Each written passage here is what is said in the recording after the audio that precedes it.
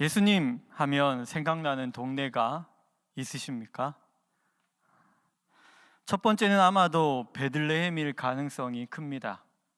왜냐하면 그곳은 예수님이 태어나신 곳이기 때문입니다. 두 번째는 아마도 나사렛이 아닐까요?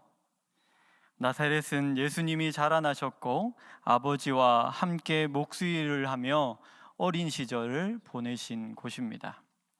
세 번째는 어디일까요? 세 번째는 가버나움이라고 생각되어집니다. 예수님은 공적 생의 대부분의 시간을 여기 혹은 이곳 근처에서 보내시며 하나님 나라를 전파하시고 하나님의 사랑을 나타내셨습니다.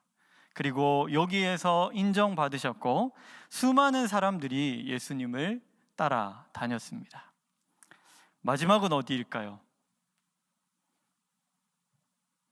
마지막은 바로 예루살렘입니다. 예루살렘에서 예수님은 유대인들과 논쟁하셨고 결국은 십자가형을 받으시고 죽으셨으며 그곳에서 부활하셨습니다. 예수님이 사역하신 곳은 여러 곳이 있지만 가장 생각나는 장소를 고르라고 하면 아마 이 네 곳 중에 한 곳이 아닐까 생각되어집니다. 오늘 말씀은 이렇게 예수님 하면 떠오르는 중요한 장소 네 곳 중에 오늘 제가 말씀드린 네 곳 중에 두 곳과 연관되어 있습니다. 한 장소는 가버나움이고 한 장소는 나사렛입니다. 마가복음에 의하면 예수님의 공적 사역은 여리고 근처에서 세례 요한에게 세례를 받으시고 난 후 가버나움에서 시작됩니다. 예수님은 가버나움에서 처음으로 이렇게 선포하십니다. 이르시되 때가 찼고 하나님의 나라가 가까이 왔으니 회개하고 복음을 믿으라. 이렇게 하나님 나라에 대해서 선포하신 후 가버나움 회당 사역을 시작으로 많은 일을 해 나가십니다. 이런 사역에 대해서 마태는 이렇게 표현합니다. 마태복음 4장 23절의 말씀입니다. 예수께서 온 갈릴리에 두루 다니사 그들의 회당에서 가르치시며 천국 복음을 전파하시며 백성 중에 모든 병과 모든 약한 것을 고치시니.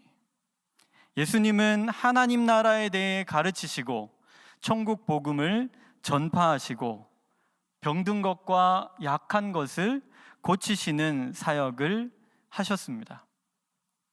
예수님의 이런 선포와 사역을 통해 많은 사람들이 예수님을 따르게 됩니다. 마가복음 3장 7절에서 8절 말씀입니다.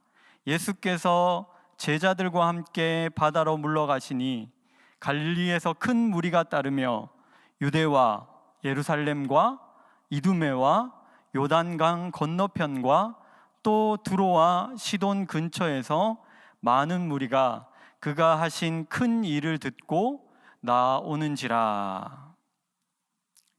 지도를 보시면 북쪽 갈릴리에서 수많은 무리가 따랐을 뿐만 아니라 갈릴리와 많이 떨어져 있는 유대와 예루살렘, 그리고 유대와 예루살렘 아래 지역에 있는 이방 지역인 이두메, 그리고 요단강 동쪽 지역, 그러니까 베레아나 데가볼리 지역에서 많은 사람들이 하나님의 말씀이신 예수 그리스도의 행하심과 가르치심을 듣고 예수님 앞으로 나왔습니다.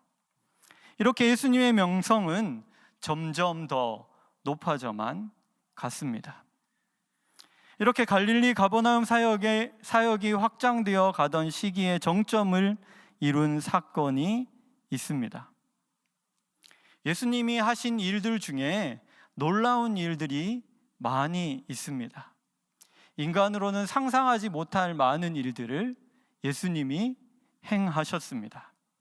그렇게 많은 놀라운 일들이 있지만 사람들이 보기에 가장 기적과도 같은 일, 가장 놀라운 일이 무엇이었을까요? 죽은 자를 살리신 일이 아닐까요? 바로 오늘 말씀 전에 그 일을 행하신 장면이 나타납니다. 회당장 야이로라는 사람이 있었습니다. 그는 자신의 딸의 목숨이 경각에 달려 있다는 것을 알았습니다. 그래서 여러 가지 방법을 써보았지만 그 방법들이 다 통하지 않았습니다. 통하지 않자 예수님에 대하여 들은 것을 기억하고 예수님을 찾아옵니다.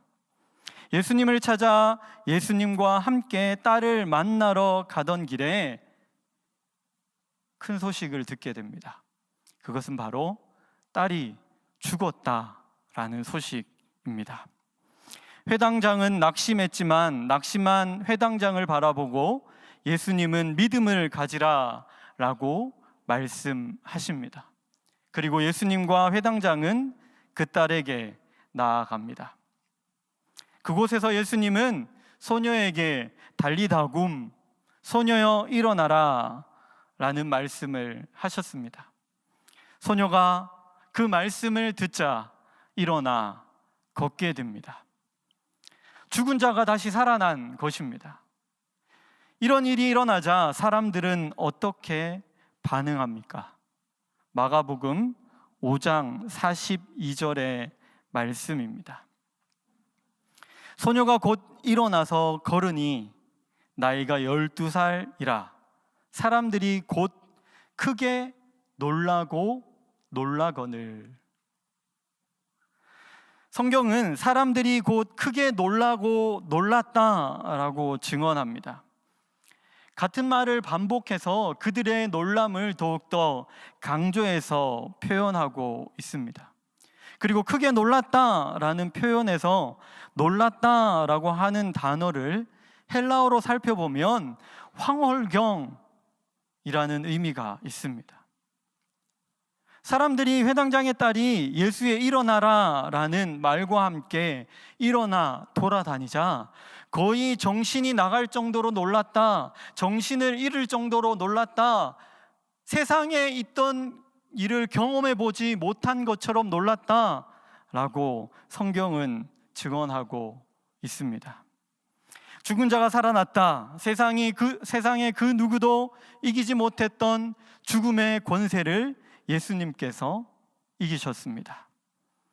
그러니 사람들이 놀랄 수밖에 없었습니다. 예수님이 행하신 그 어떤 일보다 큰 일에 대한 경험으로 가버나움은 왁자지껄 하다 못해 들끓고 있었습니다. 어떻게 이런 일이 일어날 수 있지? 이런 사람을 내가 어떻게 하면 잘 따를 수 있을까? 어떻게 하면 이 사람을 우리를 인도할 사람으로 만들 수 있을까? 예수님을 인정하다 못해 예수님을 왕으로 삼고 싶은 그런 마음이 들었을지도 모릅니다. 이런 상황에서 예수님은 어떻게 하십니까?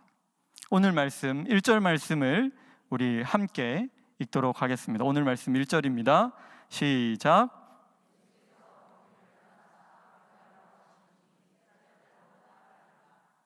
예수님은 예수님에 대한 긍정적인 평가와 인정으로 들끓고 있는 가버나움에서 떠나십니다. 인정받는 자리, 누군가 나를 높여주는 자리에서 예수님은 떠나십니다. 예수님의 떠남에 그 제자들도 뒤를 따릅니다. 예수님은 사랑받는 자리에서 떠나 자신의 고향으로 가십니다. 바로 나사렛입니다. 고향으로 가서 예수님은 무엇을 하십니까? 회당에 들어가서 하나님의 말씀을 가르치십니다. 그 가르침을 듣고 사람들이 어떻게 반응합니까? 말씀은 놀랐다라고 표현합니다. 이 놀람의 표현을 헬라어로 살펴보면 압도되다, 깜짝 놀라다, 충격을 받다 등의 의미로 사용되는 단어입니다. 예수님의 말씀을 듣고 압도되고 깜짝 놀라고 충격을 받았습니다. 그런데 그들이 어떻게 반응합니까? 2절 하반절에서 3절 말씀입니다. 이 사람이 어디서 이런 것을 얻었느냐? 이 사람이 받은 지혜와 그 손으로 이루어지는 이런 권능은 어찌 됨이냐? 이 사람이 마리아의 아들 목수가 아니냐? 야고보와 요셉과 유다와 시몬의 형제가 아니냐? 그 누이들이 우리와 함께 여기 있지 아니하냐? 하고 예수를 배척한지라. 고향 나사렛으로 가신 예수님은 하나님의 말씀을 전했습니다. 그 하나님의 말씀을 들은 나사렛 사람들은 예수님을 믿기보다, 예수님을 따르려고 노력하기보다 예수님을 배척합니다. 예수님을 배척한 이유를 무엇이라고 표현합니까? 이 사람이 마리아의 아들 목수가 아니냐? 이의 형제가 우리와 함께 있지 아니하냐? 그의 누이들이 우리와 함께 여기서 살지 아니하냐? 라고 말한 후 배척합니다. 오늘 말씀 2절과 3절에서 고향 사람들은 예수님의 놀라운 압도적인 가르침을 듣고 배척하면서 예수님을 이 사람이라는 지시대명사로 부르고 있습니다. 이 지시대명사는 이미 알려진 대상, 내가 잘 알고 있는 대상을 가리킬 때 사용되는 지시대명사입니다. 예수님을 잘 알고 있다는 뜻이죠. 예수님이 어릴 시절, 예수님이 공생애를 시작하기 전 나사렛에서 함께 생활했던 이 사람, 내가 예수를 잘 알고 있는데 예수에게는 그런 능력이 없어. 고향 사람들은 마음 안에서 싸움이 일어나고 있었습니다. 그 싸움은 회당에서 경험한 능력과 지혜 예수에 대한 이해와 익숙한 예수에 대한 이해가 싸우는 것입니다. 그 싸움에서 고향 사람들은 예수님을 이 사람이라고 부르면서 능력과 지혜의 예수님을 배척하고 있습니다. 오늘 말씀에 고향 사람들은 익숙한 것, 자기의 경험, 자기의 판단에서 떠나지 못하는 모습을 보여주고 있습니다. 오늘 말씀을 통해 우리는 떠나는 사람과 떠나지 못하는 사람을 보게 됩니다. 예수님과 제자들은 떠나는 사람으로, 예수님의 고향 사람들은 떠나지 못하는 사람으로 표현할 수 있습니다. 예수님은 자신의 사역을 통해 모여드는 많은 사람, 또한 자신을 인정하고 자신을 높여주는 많은 사람에게서 떠나시는 분이셨습니다. 그렇게 떠나신 이유는 무엇입니까? 하나님의 명령에 순종하기 위해서였습니다. 마가복음에서 예수님은 자신의 정체성을 전도하는 사람, 하나님의 나라를 전파하는 사람으로 여기십니다. 마가복음 1장 38절에서 39절 말씀입니다. 이르시되 우리가 다른 가까운 마을로 가서 거기서도 전도하리니 내가 이를 위하여 왔노라 하시고 이에 온 갈릴리에 다니시며 그들의 여러 회당에서 전도하시고 또 귀신들을 내어 쫓으시더라. 그래서 예수님은 쉬지 않으십니다. 여기로 저기로 가십니다. 이곳에서도 복음을 전하시고 저곳에서도 하나님의 사랑을 전하셨습니다. 이는 한 사람에게라도 더 하나님의 나라를 알리시기 위함이었습니다. 또 예수님의 떠남은 한 사람이라도 더 만나기 위한 떠남이었습니다. 예수님은 가시는 곳마다 사람들을 치유하실 때 개인적으로 한 사람 한 사람 만나 그들을 치유하시며 그들에게 죄 사함을 선언해 주시고 굳건한 믿음 위에 서라고 그들의 마음을 어루만져 주셨습니다.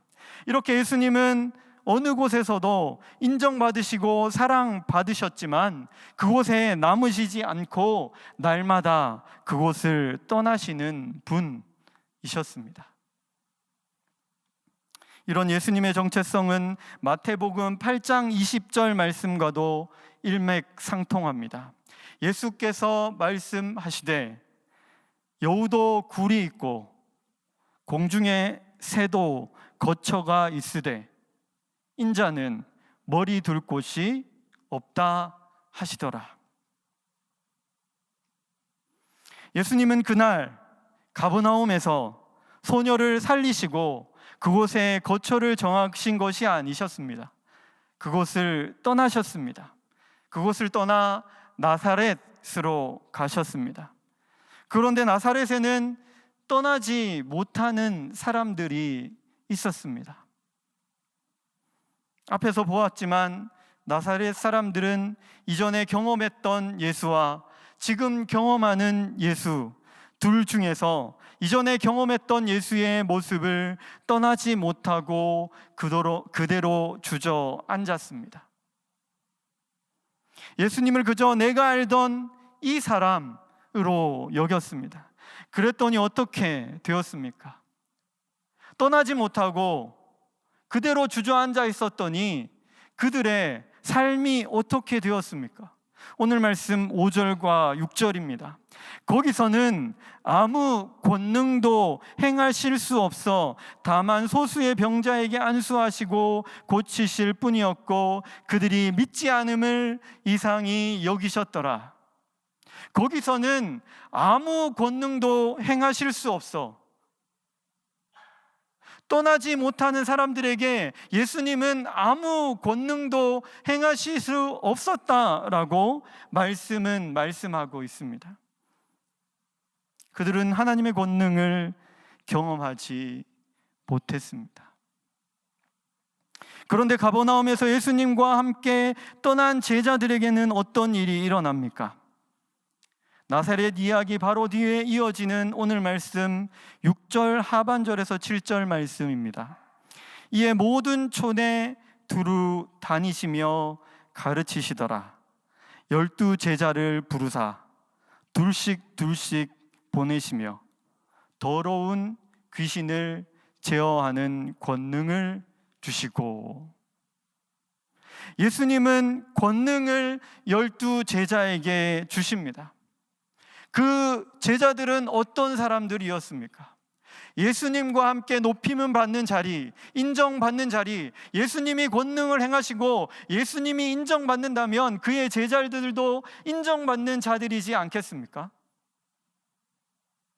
그 인정받는 자리에서 누구 하나도 예수님 여기에 좀 더 계시지요? 말하지 않았습니다. 예수님과 동행하여 가버나움을 떠나 모두 나사렛으로 동행했습니다. 그곳을 떠났다는 것이지요. 예수님을 따라 순종하는 자리, 예수님을 따라 떠나는 자리에 섰던 제자들에게 예수님은 그의 권능을 그들에게 주셨습니다. 그들이 권능을 경험했다는 것이죠. 그의 권능을 마음속에 받았다는 것입니다. 예수님의 능력을 받았다라고 오늘 말씀은 분명히 말씀하고 있습니다. 그리고 오늘 말씀 13절에서 제자들은 어떤 사람이 됩니까? 우리 13절 말씀을 같이 한번 읽어보겠습니다.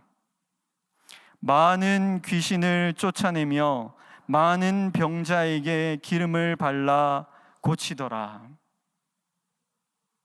예수님의 권능을 받고 경험한 제자들, 예수님과 함께 떠나고 불만을 가지지 않고 인정받는 자리에서 일어났던 제자들에게 권능을 받는 경험을 했을 뿐만 아니라 권능을 나누어 줄 수 있는 경험도 예수님께서 하게 하셨습니다.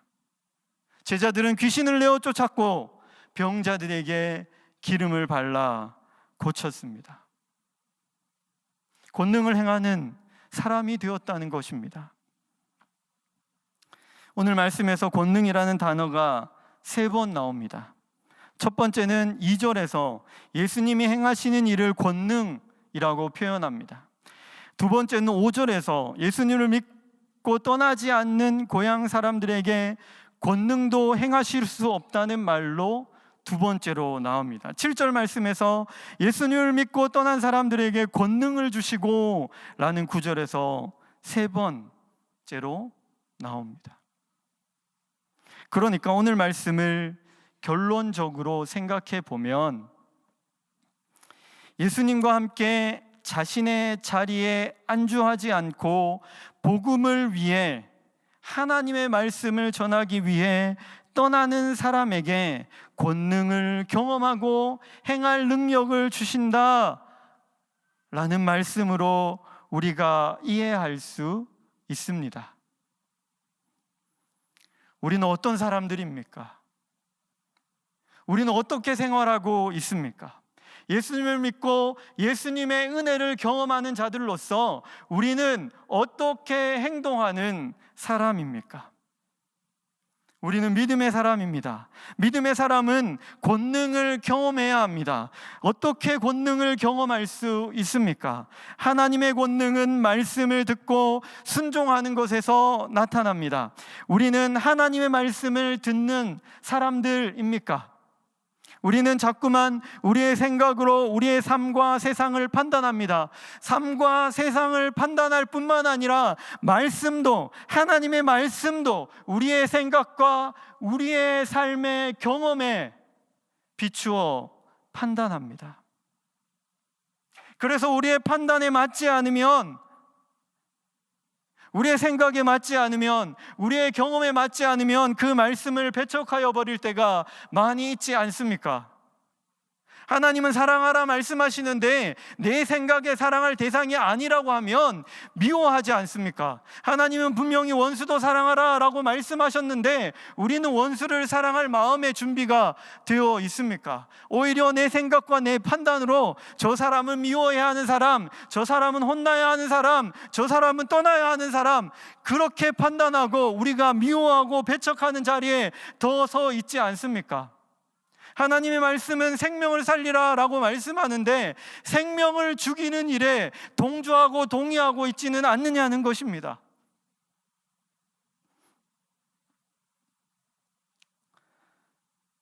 우리는 우리의 생각과 판단에 맞지 않으면 자기가 깔아놓은 자리를 들고 일어서 떠나지 못합니다.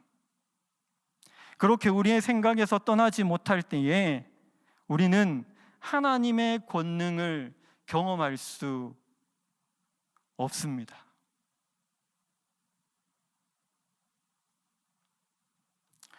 우리 모두 떠나는 사람이 됩시다. 내 생각에서, 내 주장에서 떠납시다. 또 내가 인정받는 것 같은 자리에서, 또 누군가에게 인정받기를 원하는 자리에서 떠납시다.